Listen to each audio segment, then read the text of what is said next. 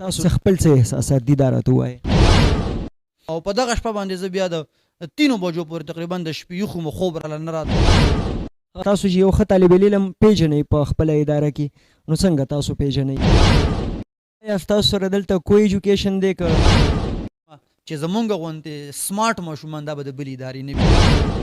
د سبق سره سره ستاسو په تربیتي لیول باندې څه کردار دی چې د یو استاز قدر څونه لازمي سټوډنټ ته میسج کول دا ما په دې عمر کې ولیدل. د سټوډنټ سره به بالکل ګپ لګي چې چرته ډبي هلته ادبي. سلام جوړ په خیر د یون ټي وي ټولو قدرمندو لیدونکو کتونکو. ستاسو پوښتنه اور جانثار اخونخیل تاسو دا وخت ګورئ په یون ټي وي باندې علمي نړۍ خپرونه. څنګه چې تاسو ته پته ده چې په علمي نړۍ خپرونه کې موږ تاسو له د مختلفو موضوعاتو د ماهرینو سره ستاسو ملاقات کوو، خبرې اترې ورسره کوو. ډېره د خوشبختۍ خبره ده زه سی ایم ایس سکول اینډ کالج صدبر کلي ته راغلی یم. په دغه سکول کې د 9م کلاس طالب علم 515 نمبر یې اخیستی دي چې د معیارو خور نه د شي پورې دومره ډېرې نمبر یې د بل چا نشته. ډېره د نیکمرغۍ خبره ده د سی ایم ایس سکول پرنسپل صاحب جناب شاهد خان را سره ناست دی. سلامونه، نیکې هیلې او احترامات. بسم الله الرحمن الرحیم. وعلیکم السلام ورحمۃ الله وبرکاتہ. اول خو تاسو ته هم ډېره زیاته مبارکي، بیا دغه کشر چې کوم دی هغه ته او دغه والدینو ته ډېره ډېره مبارکي. سر دا راته ووایې چې کله یو استاز خپل شاګرد په یو ښه مقام باندې ویني نو دغه په دغه وخت کې احساسات سی او آیا که تاسو د خپل شاګردان په ښه سکورینګ باندې ولیدل نو تاسو خپل څه احساسات دي دا راته ووایئ. آج کا بچہ کل کا باپ ہوتا ہے که نه. نو دا ماشوم چې نن دا کمې نمبر یې اخیستی دي، دا کمه کامیابي ترلاسه کړې ده، نو دا زما لپاره د خوشحالۍ انتها ده او دا د دیو د والدینو لپاره هم ډېر زیات خوشحاله وو او ډېرې مبارکیانې موږ ته راکړلې. او په دې کې جان نثار صاحب زموږ سره ګرل سیکشن چې کوم دی په هغې کې هم زموږ سره زما دوه بچنګي دي، هغې هم ماشاءالله ډېر ښه سکور کړی دی. 500 پلس سکور هغې ګرل سیکشن هم زموږ سره کړی دی او ډېر ښه ریزلټ یې الحمدلله شو کړی. دا زما لپاره او د دې علاقې لپاره د خوشحالۍ خبره ده. دا ډېره د نیکمرغۍ خبره ده کتونکو چې زما د وروڼو سره سره زما خویندې هم د مقابلې په یو ښه ډګر باندې ولاړې دي. د هغې هم سر تاسو ته ډېره ډېره مبارکي، د هغې والدینو ته ډېره ډېره مبارکي. چې د دوی کله ریزلټ آوټ کېده تاسو مطلب وایو چې د ټیچر څه احساسات دي. نو چې ما ته یو کس کال وکړ ویل یا ریزلټ آوټ شوی دی، نو زه زر رالم او آفس هغه کس ته مې ویل ملیاره مل ریزلټ وګوره. نو چې بیا ما دغه مارکس ولیدل یا مطلب 515 514 نو زه ډېر زیات لکه هایپر شوم او د خوشحالۍ زما مطلب انتها نه وه. او په دغه شپه باندې زه بیا د 3 بجو پورې تقریبا د شپې یخو مو خوب راله نه راته او مختلف سوچونه مې کول. نو زه په دې د ماشوم په دې نمبرو باندې د دې خپلو لورکو په نمبرو باندې زما سره د خوشحالۍ څه الفاظ نشته، زه به دومره ووایم. تاسو چې یو ښه طالب علم پیژنئ په خپله اداره کې نو څنګه تاسو پیژنئ؟ اصل کې د قابل ماشوم د ټیلنټډ ماشوم لولۍ نښه ده دا به با ادبه وي.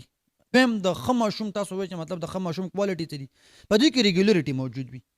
دا ماشوم ابسنټي نه کوي، دا د ښه ماشوم دغه نښه ده. او دویم دا هارډ ورکر وي، نو دا د پازیټیو او د قابل سټوډنټ نښه ده.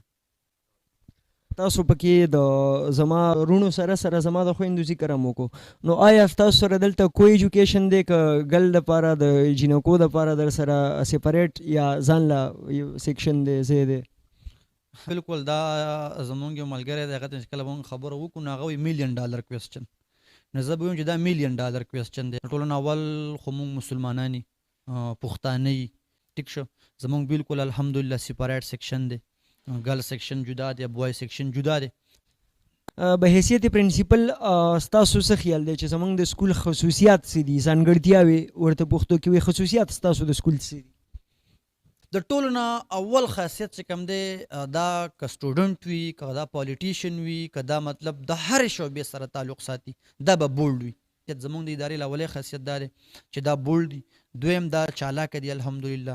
صفایه حوالې سره زمونږ دلته الحمدلله یو پهچان دی، بل زمونږ پینټ شرټ دی، نو ډېر زیات د ماشومان اور سمارټ ښکاري. نو د دې جندول د سیمې زه به ووایم چې زمونږ غوندې سمارټ ماشومان دا به د بلې ادارې نه وي. د هغې وجه هم دره چې د نبي علیه صلات وسلام حدیث دی، وایي صفایي نیم ایمان دی. دا د SMS ټول نه پلس پوینټ دا هم دی چې ټیچر سلیکشن د سټوډنټ په بیس باندې کېږي. دا ډیره ښه خبره ده سر. دغه درې واړه ځانګړتیاوې خصوصیات هم تاسو ویل، بیا پکې تاسو د طهور شطر الایمان حواله هم ورکړه. به حیثیت پرنسپل چې تاسو له څوک د کور نه ماشومان رالیږي تاسې دې دوی یوي سبق او بلي تربیت، نو د سبق سره سره ستاسو په تربیتي لیول باندې څه کردار دی؟ دا ډېر ښکلی کوېسچن دی او زه به ووایم الحمدلله دلته مونږ باقاعده د جمعې د ورځې درس قرآن کوو. د والدینو مطلب څومره حقوق دي، د ټیچر څومره حقوق دي، د ګاونډي څومره حقوق دي، د دې ملک په مونږ باندې څه حق دی، د دې ملک دپاره به مونږ څه کوو که نه. نو د دغې حوالې سره علما کرام مونږ په خپله دا ټول لګیی د اخلاقو باندې زمونږ ډېر زیات فوکس دی. الحمدلله ثم الحمدلله د جمعې د ورځې زمونږ ټوټل درس قرآني او دغه پکې جاري ساتو الحمدلله، ځکه چې د دې ماشومانو د تعلیم سره سره تربیت ډېر زیات لازم دی جي. په اخلاقو باندې ماشوم برابرول غواړي، خیر دی نمبر دې کمې والي، زه به ووایم چې 500 دې نه الي خیر دی، 400 دې واخلي، 400 دې نه اخلي، 300 دې واخلي، خو اخلاق کردار، ځکه چې دا نمبر ستا اخلاق ستا د کردار دغه نشي کولی ترجماني، خو ستا اخلاق ستا کردار دا به ستا د نمبرو ترجماني بیا خامخا کوي. نو زه وایم چې نمبر نه تربیت لازم سیز دی جي. مطلب چې به د ذهن عکاسي دا خبرې زه اکثر کشرانو ته کوم، د حقوق الله سره سره حقوق العباد او بیا د حقوق العباد سره دا خبره ډیره د نیکمرغۍ ده چې انسان باندې یوازې د بنده او د الله حقوق نه دي. په کومه ژبه کې چې خبرې کوي د دې هم پې حقوق شته، په کومه خاوره چې خپوړې کړي د دې هم پې حقوق شته. دا ستاسو یو بیل پلس پوینټ ماته میلاو شو. هر ځل چې کله زموږ علمي نړۍ خپرونه وي نو زه پکې دا تپوس کوم چې د یو استاز قدر څونه لازمي دی او ولې لازمي دی، په دې اړه تاسو څه وایئ؟ یاره جی اصل خبره دا ده که نن زه دلته ستاسو مخې ته ناست یم، ستاسو د کیمرې مخې ته زه ناست یم، دا زما د استاز کمال دی. ماشوم چې کوم دی نو مور او پلار چې کوم دی دا د اسمان نه ځمکې ته راوړي، خو استاز چې کوم دی دا ماشوم د ځمکې نه اسمان ته وړي. نو د استاز ته زه ډېر په درون نظر ګورم. ټیچر دی، که هغه د سرکاري سکول دی، که هغه د پرایویټ سکول دی. زه که نن په دې کوم پوزیشن باندې یم، نن که زما د بچو دا کمې نمبرې اخیستې دا زما کمال نه دی جي، دا زما د استاز کمالو. زه یو درخواست کوم دې سیاستدانانو دم قدر پکار دی. تاسو په طالب علم او د استاز په کردار خبره وکړه. زما خپلم سوچ دا دی چې موږ هیڅ هم نه یو، که څه یو د استاز د برکته یو. د استاز قدر پکار دی، دا که د هرې ادارې دی، که چاته سبق ویلی او که نه دی، خو چې نوم یې استاز دی قدر یې پکار دی. سکول کې اکثر داسې چې د سټوډنټ او د استاز د هغه خپل حد نه زیات فري کوي، مطلب سټوډنټ ته میسج کول دا ما په دې عمر کې ولیدل، د دې نه مخکې ما نه ولیدلي. تاسو دې ته په کوم نظر ګورئ چې آیا دومره پرې کېدل پکار دي که نه دي پکار، دا حد پرېښودل پکار دي که نه دا حد ختمول غواړي؟ دا کوېسچن ډېر زیات اهم دی او دا ډېر قابل غور دی، په دې باندې موږ ټولو له سوچ پکار دی. ټیچر او د سټوډنټ په منځ کې نن سبا په هر انګل باندې اکثر د خلکو دومره مطلب هغه ګیپ چې کم دی، هغه کم باونډري ده، نو هغې ختمه کړې ده. د سټوډنټ سره به بالکل ګپ لګي، د سټوډنټ سره به مطلب داسې ګپ لګي چې هغه ستا عزت نفس ته نقصان نه رسوي. مطلب ته د ماشوم سره دومره ګپ جوړ کړي چې په بازار کې راپسې بیا نارې یا در باندې په اوږه لاس واچوي. زه د دې سخت خلاف یم. په خپله دلته زه د دې ماشومانو سره زه به ووایم چې زه دومره مینه کوم چې هغه الله حاضر ناظر دی، چې هغه څومره زه مینه کوم د دې ماشومانو سره. دا ماشومان به زما د انټرویو ګورم، ډېره مینه مې ورکړې، خو چې چېرته ډبي هلته ادبي. تاسو ته په سټارټ کې ویل چې دا ماشومان دومره مه باونډ کوئ، دومره مه سټرس کوئ چې دا خپل حق نشي غوښتی، خو دومره مه پرې کوئ چې دا ستا په سر باندې وخیږي.